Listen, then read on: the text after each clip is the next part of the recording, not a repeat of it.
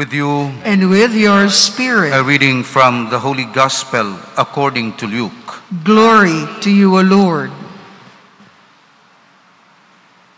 While Jesus was speaking, a woman from the crowd called out and said to him, "Blessed is the womb that carried you, and the breast at which you nursed." And Jesus replied, "Rather, blessed are those who hear the word of God and observe it." The Gospel of the Lord. Praise to you, Lord Jesus Christ.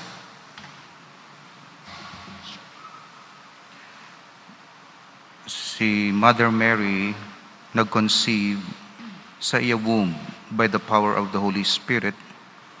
Gagangiyang agin conceive, of course, we know, the Son of God. Kita naga-conceive man through the Word. Kaya nga ito gina-conceive another Jesus, but not a physical Jesus, but a spiritual Jesus. Through the same pattern, the same power. The Word of God, through the Holy Spirit,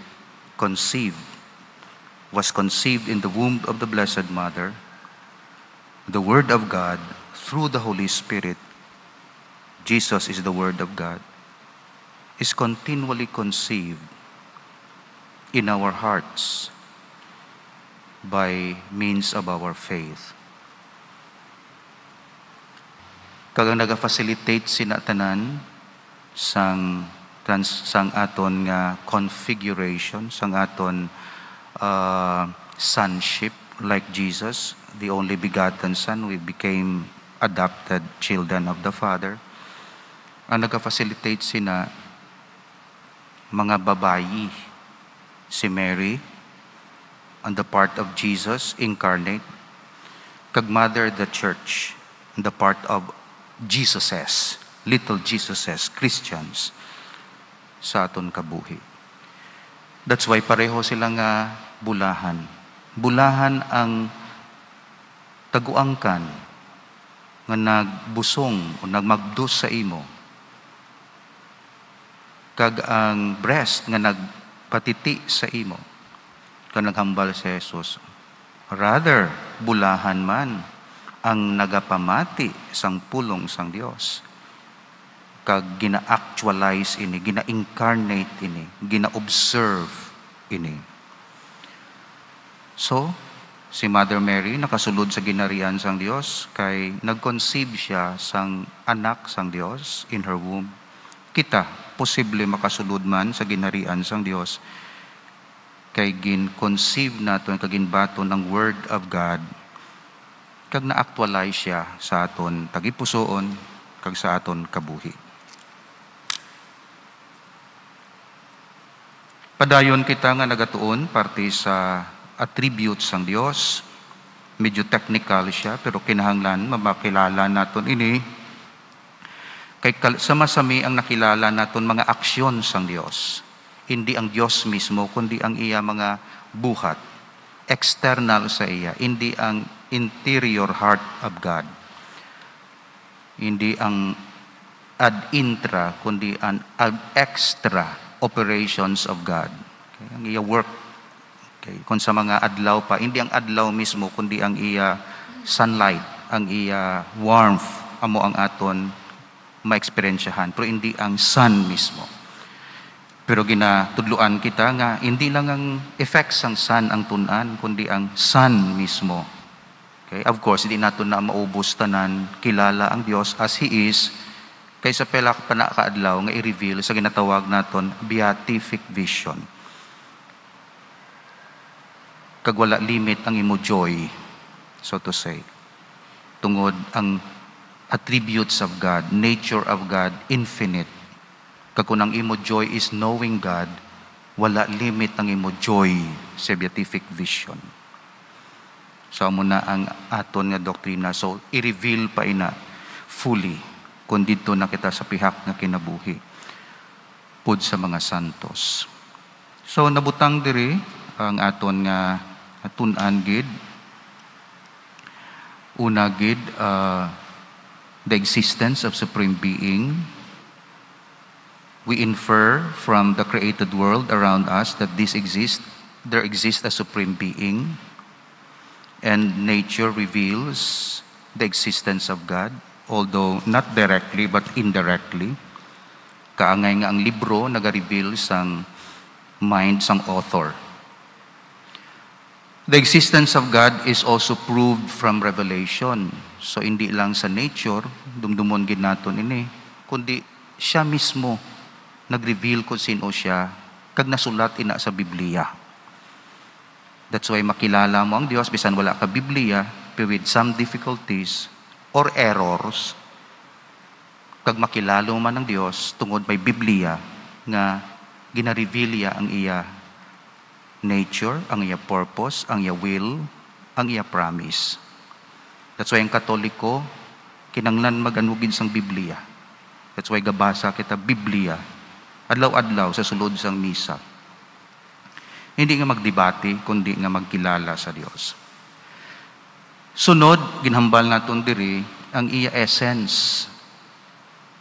God is omniscient, God is omnipotent, God is omnipresent, and God is benevolent. God is omniscient, He knows everything, our past, present, and future. God is omnipotent, He has the power to produce what is best for us and to provide means for us, best means, so that we may attain what is good. May power man siya magpukan sang iya enemy. Kag ang number one enemy sang Dios si Satanas, kag ang iya nga epekto, sin and death. Basta may Satanas gani, may dala siya, sin and death. Of course, kung may sin, may discouragement, may disunity, may diversion, may deception, may dishonesty, and all the ugly faces of sin. God is omnipresent. He is everywhere. Just as the sun, sunlight is everywhere.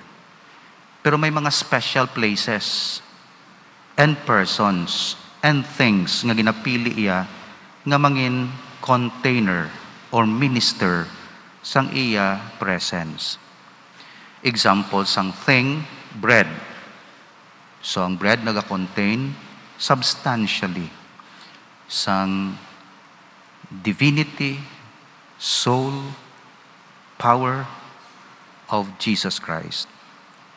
Chrism, sa baptism, sa confirmation, sa ordination. So ginapili isang Diyos, olive oil. Napili yaman ang tubig, ilabi na gid sa baptism.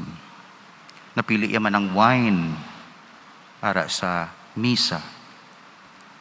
Napili yaman ang tawo nga mangin receptacle sa iya presence, pari sa ordination, configured to Christ, most especially when the priest absolves our sins or confects the transubstantiation in His name, acting in the person of Christ. Imagine, configured to Christ, mahimo siya nga persona, in persona Christi, kay ang iya himuon, action ni Christ sa Blessed Sacrament.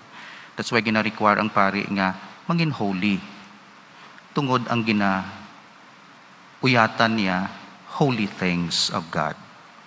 So ang holy things nagadiman nga ang minister holy man para nga sakto man ang kabuhi iya. So that's why you pray for us.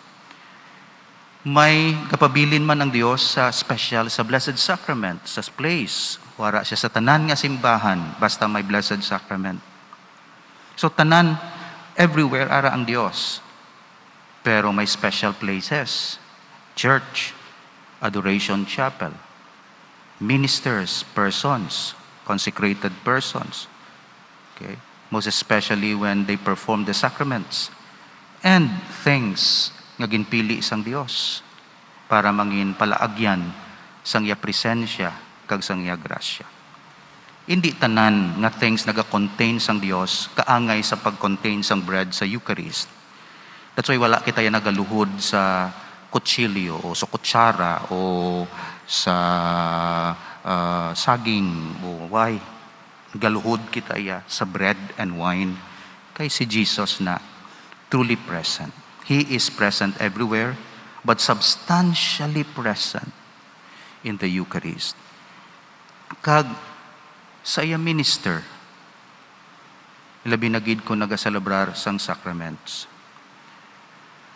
So, iya na iya gusto. So, nga may minister na, mga ano man na, mga suplado man na kagstikto, ano na siya. Ambot, pangkutan nyo si Jesus. Iya mo na iya gusto. Basta mag-perform ang minister sang sacraments. Nag-a-act siya in the name of Christ. Kag may privilege at the same time task siya nga himuon niya ang ginahambal ni Kristo nga himuon sa sacrament of confession, sa anointing of the sick. Of course, ang mag-asawa sa kasal, special presence man nina, pero not as grave or weightier than the mass or the sacred minister. So ang inyo pagigugma bilang pag-asawa, container na sang God's presence. Kaya ang lalaki, nag-represent kay Christ nga bridegroom, kag ang babae, nag-represent sa church nga bride. Sacramental, meaning container sang God's presence.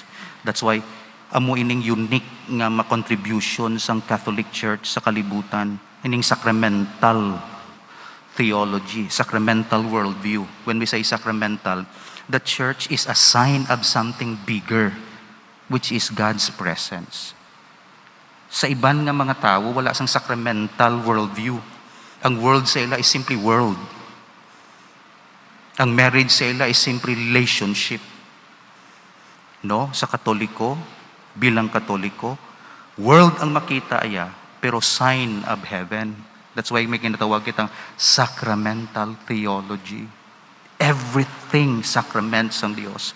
Different grades. Kay makita mo ang Diyos, everything. Because the world is a sacrament.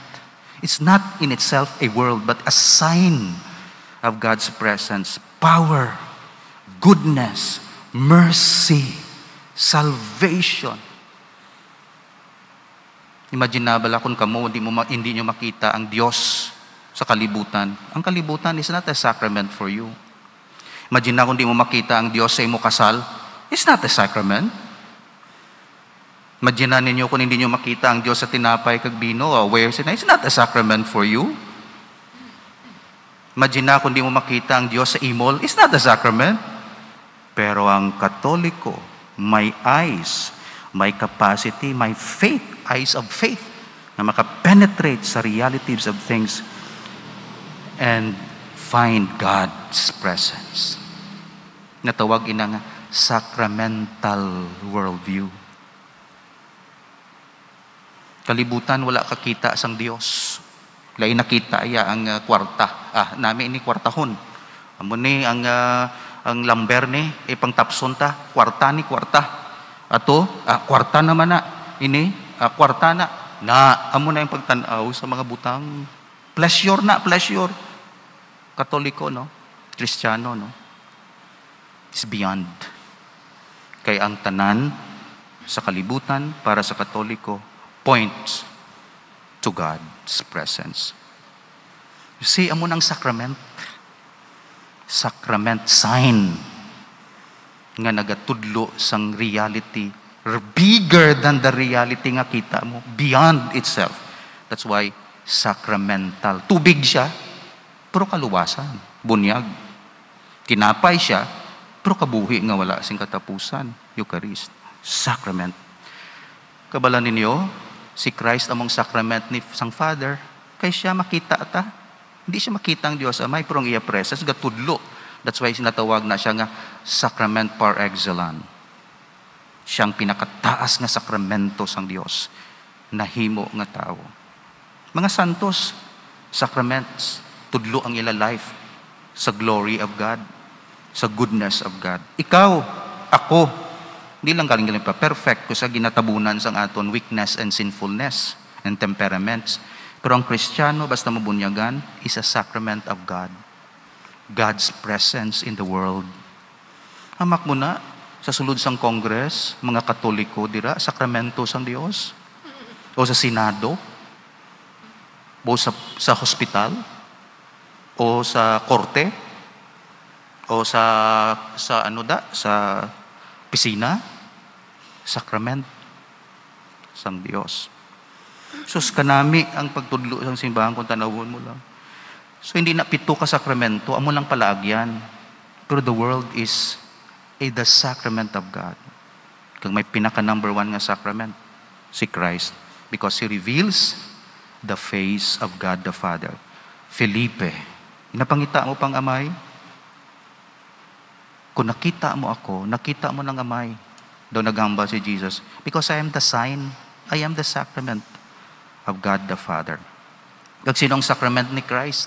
Church. That's why kung may church, tudlo na kay Christ. Kung ang church wala tudlo kay Christ, wala nagalid sa tao kay Christ, the church is not a sacrament. It's just an institution. It's just an agency. It's just an structure.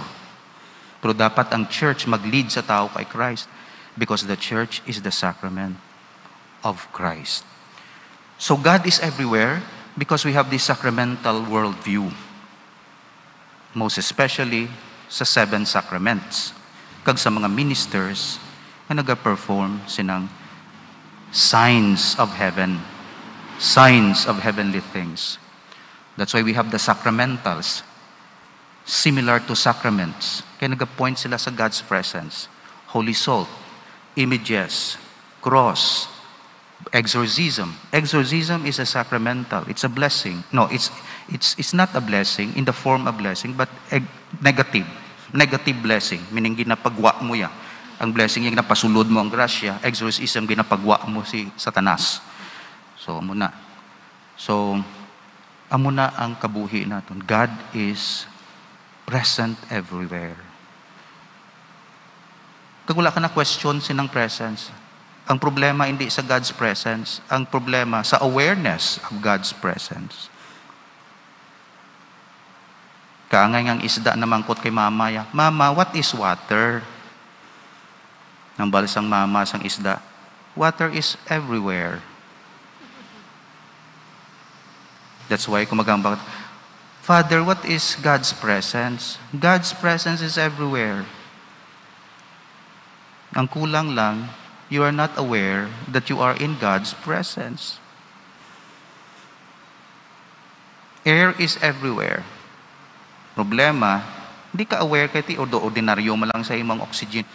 Na ordinaryo mo lang, hindi ka aware. Pero unta tabla oxygen kung may virus ka, kung may COVID na unta ko, hindi mo ma-realize nga importante gali ang air. Amuman sa Dios, hindi ma-realize ang tao ang presensya sang Dios. Kaya importante kung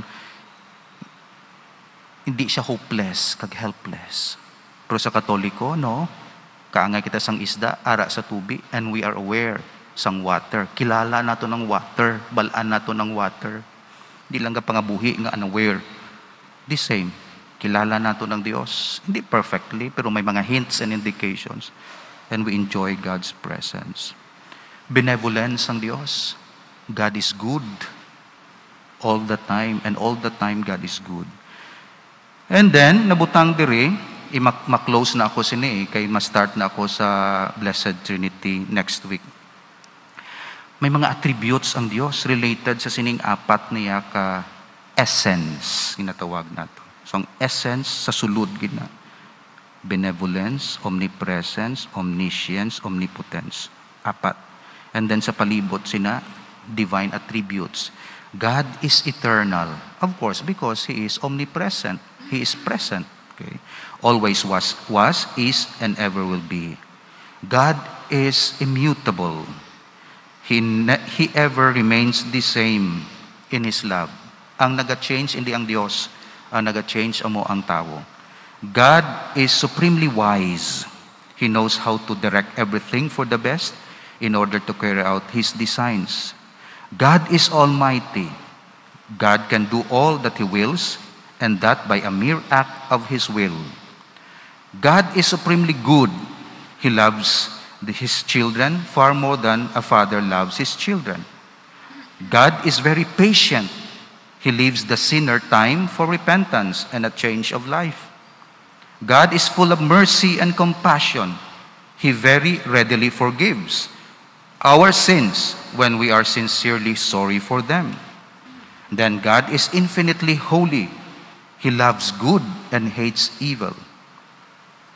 Amo lang galing definition sang holiness. When you love good and hates evil. Kung baliskad, you love evil, you hate good, hindi ka holy. Kaya ang holy iya is a person who always loves what is good and hates what is evil. God is infinitely just. He rewards all good and punishes evil deeds. God is a God of perfect truth. That is, all that He reveals to man is true. And God is faithful. He keeps His promises and carries out His threats. That's why nag-end siya sa God is faithful. Kagamo ini remarkable ang ambal sang catechism. Kaya nag-end siya sa pag-describe sa Diyos. Faithful, siling yadi. See how exactly God carried out His threat of death to our first parents.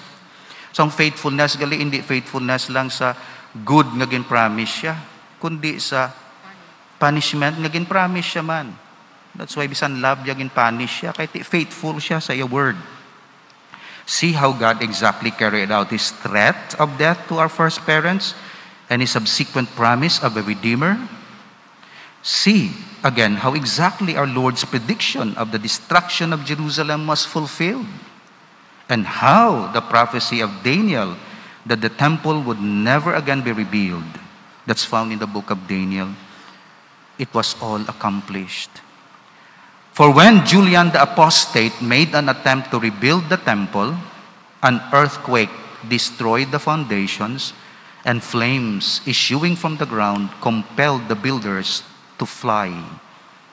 Promises and threats are necessary to move our feeble wills. Our Lord used the fear of punishment as an incentive to virtue. Siyempre, gusto mo mag-develop ang bata sa virtue, pahug-pahugon, may disiplinahon mo siya. Hindi pahug nga malain, kundi para nga hindi mo siya mapinahan, pahugon mo siya sang pena. Muna iya. Para hindi ta ka mapinahan sang tudtuod, pahugon ta ka sang pena. Hindi mo pagimuon, kundi hindi ka mapinahan. Our Lord used the fear of punishment as an incentive to virtue.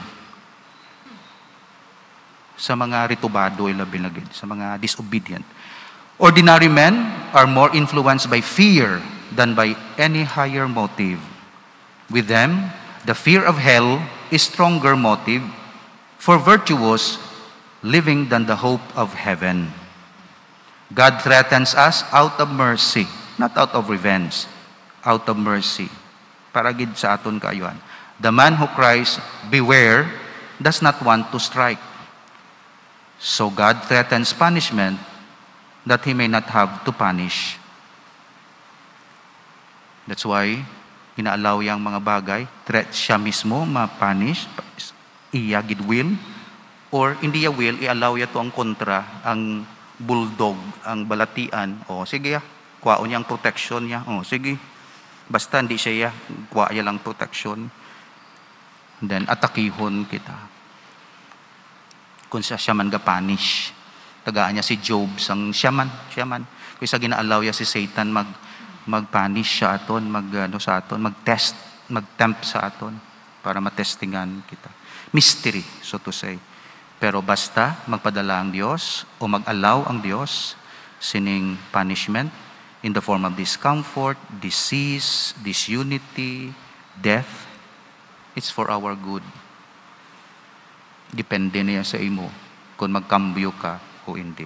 So dira nag-end ining first part sang catechism nga preparar kay mga sin na ning sunod mo, mga sins na naton. Pero God is faithful sa iya mga panghambal. Hence all that our Lord and the prophets have foretold either has already happened or will happen in the future. The time will therefore never come when the Catholic Church will be destroyed or when the papacy will cease to exist. That's a premise in the Bible. The gates of hell shall not prevail against. Masuffer siya, pero hindi siya mapukan. The Jews will all be converted before the end of the world. Hosea chapter 3. Awful signs in the heaven and earth will precede the final judgment. Matthew 24. If we trust our fellow men, they give us their promise on paper. How much more should we trust Christ, since He has left us the whole books, the scriptures, filled with His promises. So kilala nato ng Diyos sa nature, pero kilala man nato ng Diyos sa Bible. That's why tunan gid sa mga eksperto, kag bisan ordinaryo, kung ano ang mga panghambal sa Diyos sa Bible. Read the Bible every day.